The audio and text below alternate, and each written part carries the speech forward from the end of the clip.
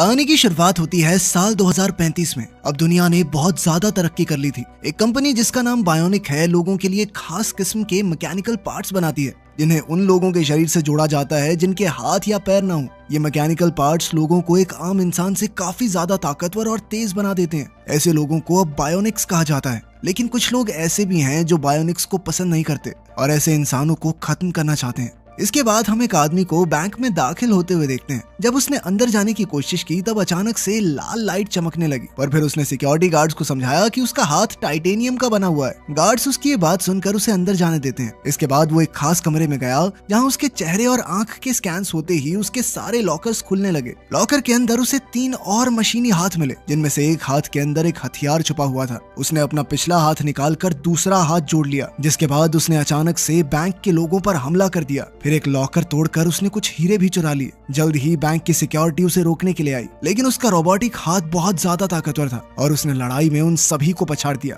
हालांकि इस झपट में वो भी जख्मी हो गया और उसने मौका देखकर वहां से भागने की कोशिश की। पकड़े जाने से बचने के लिए वो एक औरत को बंदी बना लेता है जिसे मारने की धमकी देकर वो आखिरकार बैंक से भाग निकला। बैंक से बचकर निकलने के बाद वो आदमी अपने भाई हेतौर से मिला। वो बुरी तरह से घायल था और कहने लगा कि वो आगे नहीं बढ़ सकता। वो समझ चुका था कि अब वो कुछ ही देर का मेहमान है। उसने चुराए हुए हीरे हेतौर को दिए और जल्दी से वहां से निकल जाने को कहा। पुलिस करीब पहुंच रही थी, इसलिए हेतौर को वहां से जल्दी से निकलना पड़ा। मजबूरी में वो अपने भाई की लाश वहीं छोड़ देता है। इसी बीच पुलिस उस जगह पहुंची जहां उस आदमी की लाश पड़ी थी। पता चला कि वो एटलेटा नाम का एक बॉक्सर था। जब बायोनिक क्रांति की शुरुआत हुई तो उसका करियर बर्बाद हो गया। अब एक महंगा बायोनिक हाथ पाने के लिए उसने झूठा एक्सपेरिमेंट रचा ताकि उसका दायां हाथ हटाकर एक रोबोटिक हाथ मिल जाए, लेकिन वो पकड़ा गया और सरकार ने उसकी डिमांड डिसमिस कर दी। दरअसल बायोनिक हाथ पैर चलाने के लिए NIM नाम की एक खास चिप की जरूरत थी जिसे इंसान के शरीर में लगाना पड़ता था। एटलेटा ने एक मरे हुए अपाहिज खिलाड़ी के शरीर से वो NIM चिप हासिल कर ली और अब वही चिप एटलेटा के सर के अंदर थी। वहीं दूसरी ओर एटलेटा का भाई हेतौर एक बॉक्सिंग एकेडमी में पहुंचा। उसने अपने चुराए हुए हीरे अपने दोस्तों को दे दिए। इसके बाद एक तेज दिमाग वाला लड़का गुस्तावो, जिसे लोग अंकल हार्ड भी कहते हैं, वहां आया। हेतौर ने गुस्तावो से पूछा कि आखिर वो उनके साथ क्यों जुड़ना चाहता है, जिस पर गुस्तावो ने जवाब दिया कि वो मौजूदा हालातों से तंग आ चुका है और कुछ बदलना चाहता है। इसके बाद गुस्तावो ने हीरों की जांच की और हेतौर को उनकी क्वालिटी के बारे में बताया। उसने अंदाजा लगाया कि उन्हें कम से कम $500 मिलियन तो मिल जाएंगे, लेकिन जो हैकर्स उनकी मदद कर रहे हैं वो तो $1 मिलियन मांग रहे थे। हेतौर को इसकी ज्यादा चिंता नहीं थी। वो कहने लगा कि वो खुद बायोनिक हाथ पैर बना सकता है, जैसा कि उसने अपने भाई एटलेटा के लिए बनाया था, मगर इस बार एक अलग तरीके से बनाएगा। उन्हें अब किसी और के सहारे की जरूरत नहीं होगी। गुस्तावो ने बताया कि वो किसी को जानता है जो उसकी मदद कर सकता है। इसके बाद वो दोनों मिलकर गुस्तावो की बहन मारिया से मिलने एक सुनसान स्टेडियम में गए। वो एक लॉन्ग जंप प्लेयर थी जो वर्ल्ड चैंपियन बनना चाहती थी। उसकी माँ भी इस गेम की चैंपियन रह चुकी है। बचपन से ही मारिया इसके लिए ट्रेनिंग कर रही थी ताकि वो एक दिन अपनी माँ का रिकॉर्ड तोड़ सके।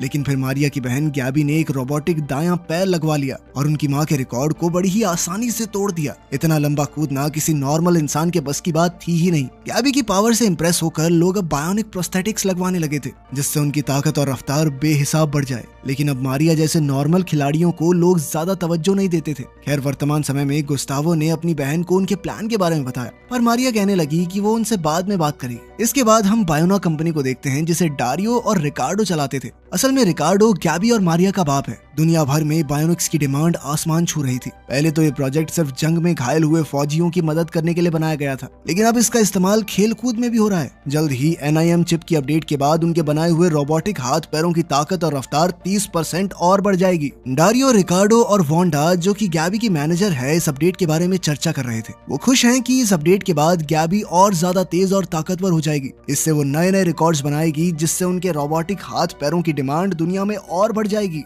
इस दौरान मारिया हेतौर से मिलने आई जो खिलाड़ियों को जूस बांट रहा था। मारिया से बातचीत के दौरान उसने अपने भाई की कहानी बताई। बायोनिक्स के आविष्कार से पहले उसका भाई बॉक्सिंग चैंपियन था, लेकिन प्रोस्थेटिक्स के आने के बाद आम खिलाड़ियों के लिए सब कुछ बहुत मुश्किल हो गया था। मुश्किल नहीं, नामुमकिन कहो, मारिया ने जवाब दिया। उसने बताया कि उसे कई सारे इंजेक्शंस लेने पड़ते हैं ताकि वो बायोनिक एथलीट्स का सिर्फ मुकाबला कर सके। उनसे जीतना तो बहुत दूर की बात है। हेतौर ने सुझाव दिया कि तो फिर तुम भी बायोनिक क्यों नहीं बन जाती। उसे यकीन था कि तब वो सबसे बेहतर जरूर बनेगी, कोई नहीं हरा पाएगा उसे। उस रात मारिया ने एक ऐड देखी जिसमें उसकी बहन गैबी थी। ये देखकर उसे जलन महसूस हुई क्योंकि गैबी ने ये सब मेहनत से नहीं बल्कि अपनी रोबोटिक टांग से किया था। जब वो घर लौटी तो उसने देखा कि उसके पिता रिकार्डो और गैबी एक पार्टी रख के बैठे थे जिसमें गैबी की सफलता का जश्न मनाया जा रहा था। जब गैबी ने मारिया से बातचीत करनी चाहिए तो उनमें छोटी सी बहस छिड़ गई। गैबी कहने लगी कि मारिया हमेशा से उससे जलन महसूस करती है, जिस पर मारिया ने तीखा जवाब दिया कि अगर पापा नहीं होते ना तो तू पहले की तरह रगड़े खा रही होती मेरे सामने। लेकिन गैबी इस बात पर अड़ी रही कि अब मैं तुझसे आगे निकल रही हूँ ना तो तुझसे सहन नहीं हो रहा। रिकार्डो ने बीच बचाव करने की कोशिश की मगर मारिया के अंदर का गुस्सा फूट पड़ा। वो सबके सामने बोल पड़ी कि दुनिया कितनी बदल गई है, बायोनिक खिलाड़ी अब उनसे 2 गुना दूर कूदने लगे हैं, तो कोई आम खिलाड़ियों को क्यों देखेगा। पहले खिलाड़ी मेहनत से बनते थे, अब नकली टांग से बनते हैं। ये कहकर मारिया पार्टी से निकल गई और उसकी बातें सुनकर सब हक्के बक्के रह गए। उस रात मारिया ने एक इटालियन गाना चलाया जो उसकी माँ अक्सर उसके लिए गाया करती थी और अपनी बाइक लेकर पूरी रफ्तार में निकल गई।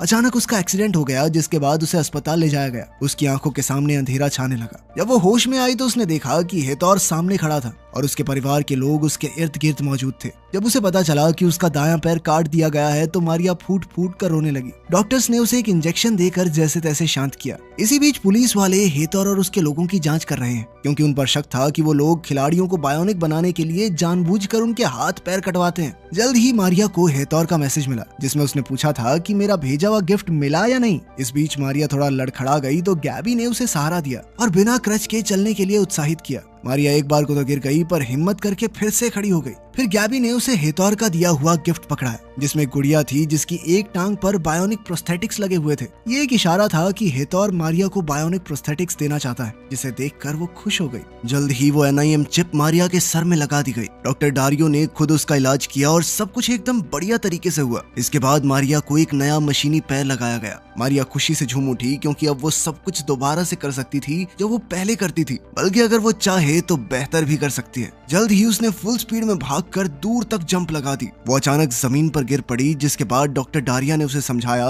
कि उसके एनर्जी लेवल्स अभी कम हैं और अगर कभी भी उसका लेवल 0 आया तो वो कोमा में चली जाएगी। अपने आप को फुल चार्ज करने के लिए उसे कम से कम 12 घंटे सोना होगा। जल्द ही हेतौर भी वहां आ गया और अब धीरे धीरे उन दोनों के बीच नजदीकियां बढ़ने लगी थी। और फिर एक दिन हेतौर ने मारिया से कहा कि अब बदला लेने का समय आ गया है। वो अपने भाई का बदला लेना चाहता था और उसने मारिया से कहा कि वो भी अपनी माँ और उन खिलाड़ियों का बदला ले जिनकी मेहनत और लगन को बायोनिक खिलाड़ियों ने धुएं में उड़ा दिया था। मारिया राजी हो गई बस इस शर्त पर कि उसके भाई गस्तावो को इस सब में ना घसीटा जाए। अगले सीन में हम एक बैंक के ट्रक को देखते हैं जो बहुत सारा पैसा ले जा रहा था। मारिया ने हेतौर की टीम के साथ मिलकर ट्रक का एक्सीडेंट करवा दिया जिससे उसके अंदर बैठे गार्ड्स घायल हो गए। जल्द ही मारिया ने स्मोक बॉम्ब्स फेंक दिए ताकि गार्ड्स बाहर निकलने के लिए मजबूर हो जाएं। पर तभी अचानक हेतौर ने उनमें से एक गार्ड को मार डाला और ये देखते ही मारिया चौंक गई। पुलिस करीब आ रही थी इसलिए वो सब जल्दी से पैसे लेकर वहाँ से भाग निकले। बेस पर पहुँचने के बाद मारिया हेतौर पर गुस्सा हो जाती है। वो चिल्लाने लगी कि ये तो बदला लेने का कोई तरीका नहीं है,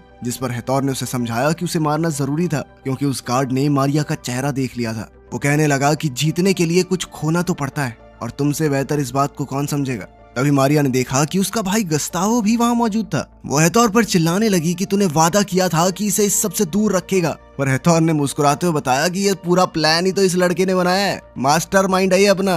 अब उन्होंने हैकर्स को देने के लिए पूरा पैसा इकट्ठा कर लिया था ताकि उन्हें NIM चिप्स की अगली डिलीवरी के बारे में पहले से पता चल जाए। उनका प्लान अब उन 10 एथलीट्स पर हमला करने का था जो अगले कुछ समय में बायोनिक बनने वाले हैं। अब मारिया को ये सब ठीक नहीं लग रहा था और वो गस्तावो को लेकर वहाँ से निकलना चाहती थी, लेकिन गस्तावो कहने लगा कि ये तो सिर्फ शुरुआत है और वो तो यहीं रहकर इस सिस्टम से लड़ना चाहता है। उसकी ये बातें सुनकर मारिया वहाँ से चली गई। जल्द ही पुलिस ट्रक वाली जगह पर पहुंची और बचे हुए गार्ड से पूछताछ के दौरान उन्हें पता चला कि हमलावरों में से एक के पास बायोनिक पैर था। इससे पुलिस को शक हो गया कि शायद मारिया भी इस सब में शामिल है, लेकिन लेडी ऑफिसर अब भी यही सोच रही थी कि हमलावर कैमरा के सामने आने का रिस्क क्यों लेंगे। इसके बाद उन्होंने मारिया के एक्सीडेंट की फुटेज एक बार फिर से चेक की। इधर मारिया सोच में पड़ी हुई थी कि आखिर उसकी जिंदगी में ये सब क्या चल रहा है। अगली सुबह उसकी बहन गैबी उसके पास आई और उसके बायोनिक पैर को देखकर पूछा कि सब सही है ना। तभी उनके पिता रिकार्डो वहां आकर कहने लगे कि इस बार के कंपटीशन में उनके घर से 2 बायोनिक एथलीट्स हिस्सा लेंगे, मारिया और गैबी।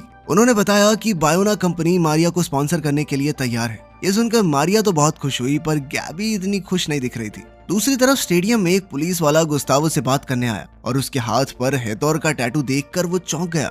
वहीं दूसरी ओर मारिया और गैबी के बीच ट्रेनिंग के दौरान तनाव और बढ़ने लगा। पुलिस वाले ने बीच में आने की कोशिश की पर मारिया ने अपने बायोनिक पैर से उस पर वार करके उसे जमीन पर गिरा दिया। इसके बाद उन्होंने ऑफिसर से पूछा कि क्या उन्होंने उसका एक्सीडेंट करके भागने वाले इंसान को पकड़ लिया, पर ऑफिसर ने कहा नहीं। फिर गुस्से में मारिया उसे अपना काम ढंग से करने की हिदायत देकर वहां से चली गई। जल्द ही उस पुलिस वाले ने रिकार्डो के परिवार से बात की। ऑफिसर ने बताया कि मारिया का एक्सीडेंट करने वाली गाड़ी तो गायब हो चुकी है, लेकिन उस गाड़ी का नंबर एक ऐसे आदमी के नाम पर रजिस्टर्ड है जो जिंदा तो है ही, और उसने हादसे से पहले ही पुलिस को फोन करके इस बारे में बता दिया था। लेकिन जैसे ही उसने हेतौर के बारे में बातचीत शुरू की तो गुस्तावो ने चिढ़कर ऑफिसर से कहा कि हेतौर को इस सब में बिना बात घसीटने की कोशिश ना करे तो बढ़िया है। अगले दिन गुस्तावो ने हेतौर को बताया कि पुलिस अब मारिया पर नजर रखे हुए है। गैबी जो उनकी बातों को छुपकर सुन रही थी, वो इस बारे में और जानकारी इकट्ठा करने की कोशिश करने लगी। जब उसने पुलिस को की गई कॉल रिकॉर्डिंग सुनी तो उसमें उसकी माँ का वो खास इटालियन गाना बैकग्राउंड में चल रहा था। पुलिस वाले ने बताया था कि कॉल एक्सीडेंट से पहले ही कर दी गई थी, जिसका मतलब ये था कि मारिया पहले से अपना एक्सीडेंट करने वाले इंसान से मिली हुई थी। गैबी समझ गई कि मारिया ने इस हादसे को जानबूझकर करवाया ताकि वो भी बायोनिक बन सके। खैर, कंपटीशन वाले दिन गैबी ने 16.7 मीटर का एक नया रिकॉर्ड बना दिया। फिर मारिया ने छलांग लगाई और उससे भी बड़ा रिकॉर्ड बना दिया।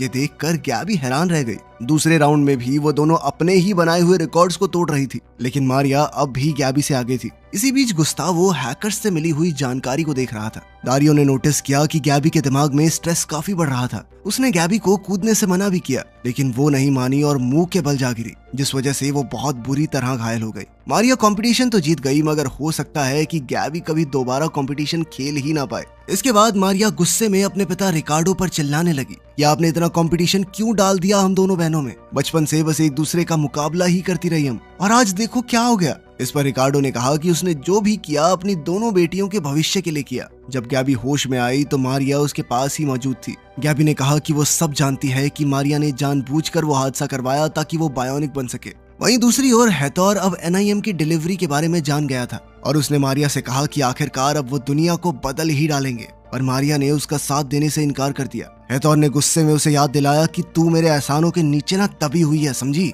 उसने ही मारिया को बायोनिक पैर और स्पॉन्सर्स दिलवाए थे, जिसके दम पर आज उसने वर्ल्ड रिकॉर्ड बनाया है। ये सुनकर मारिया गुस्से में वहां से चली गई। इसके बाद हम देखते हैं कि हेतौर के चाचा और गुस्तावो ने चुपके से मारिया के जूस में कुछ डाल दिया, जिससे वो चल नहीं पा रही थी। हेतौर के चाचा ने फिर गैबी को किडनैप कर लिया और रिकार्डो को बहुत मारा। मारिया सब कुछ देख रही थी पर कुछ नहीं कर सकी। गुस्तावो हेतौर पर चिल्लाने लगा कि वो ये सब क्या कर रहा है, पर हेतौर ने उसे शांत करके अपने ऊपर भरोसा रखने को कहा। फिर उसने मारिया को धमकी देते हुए कहा कि अगर वो अपने परिवार की सलामती चाहती है तो अंत तक उसका साथ देना होगा, फिर चाहे कुछ भी हो जाए। इसके बाद हेतौर ने अपना प्लान बताया। मारिया को एक बिल्डिंग से एकदम सटीक जंप लगाते हुए बायोनिक बिल्डिंग में घुसना होगा। फिर उसे एक ब्रीफकेस चुराना है जिसमें वो खास चिप्स मौजूद थी।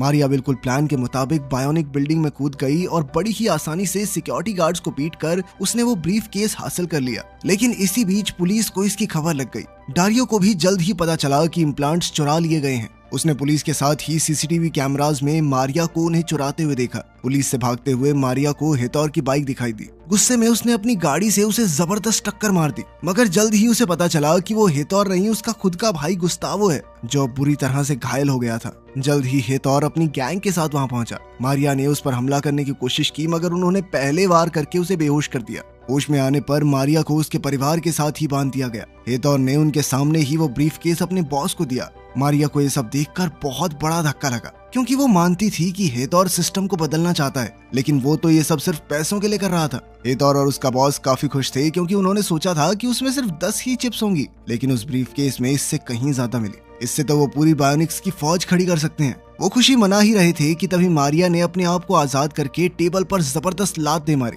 जिससे वो सारी चिप्स इधर उधर गिर गई। इसके बाद हेतौर की गैंग और मारिया के बीच में लड़ाई छिड़ गई, मगर मारिया अपनी बायोनिक ताकत से उनके छक्के छुड़ाने लगी। उधर गैबी ने भी जैसे तैसे खुद को आजाद कर लिया था। बाकी सबको हराने के बाद अब मारिया हेतौर को खत्म करने ही वाली थी, लेकिन उसने मौका देखकर धोखे से उस पर चाकू से हमला कर दिया। फिर उसने गैबी को भी मारने की कोशिश की, लेकिन इससे मारिया को बहुत गुस्सा आया और उसने उठकर हेतौर को खत्म ही कर दिया। पर तभी पुलिस भी वहां पहुंच गई। मारिया ने सरेंडर करने की बजाय भागना सही समझा और पुलिस से भागते हुए उसकी रोबोटिक टांग तारों के जाल में फंस गई। एक ऑफिसर ने उसे सरेंडर करने को कहा, पर मारिया ने वहां से निकलने के लिए अपने बायोनिक पैर को ही खोल दिया, जिससे वो सीधा नीचे जा गिरी। वो बुरी तरह से जख्मी हो गई थी। उधर गैबी एक टांग पर चल के पास में ही खड़ी एक कार में घुसी।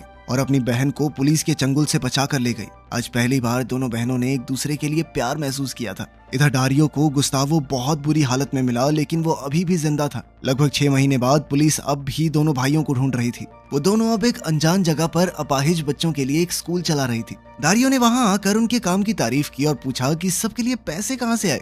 इसके बाद हम दोनों बहनों को हितौर के बॉस से मिलते हुए देखते हैं। उन्होंने उसे समझाया कि बायोनिक्स की फौज की जरूरत नहीं है तुझे, उसकी सिक्योरिटी के लिए वो 3 ही काफी हैं। जिस पर बॉस ने पूछा कि 3 कौन? उसके ये कहते ही लगभग पूरी तरह से बायोनिक बन चुका गस्तावो गाड़ी से बाहर आया। बॉस ने उसकी पावर टेस्ट करने के लिए अपने गुंडों को उस पर हमला करने को कहा, लेकिन गस्तावो ने बड़ी ही आसानी से पहले गुंडे को पीटकर उसकी आयरन रॉड से दूसरे गुंडे की चलाई गोली इस तरह से मारी कि वो बॉस की टोपी को छेदते हुए गई। बॉस उनकी काबिलियत देखकर इम्प्रेस हो गया और उसने डील पक्की कर दी। उसी से मिलने वाले पैसों का इस्तेमाल अब वो तीनों भाई बहन अच्छे कामों के लिए करते हैं।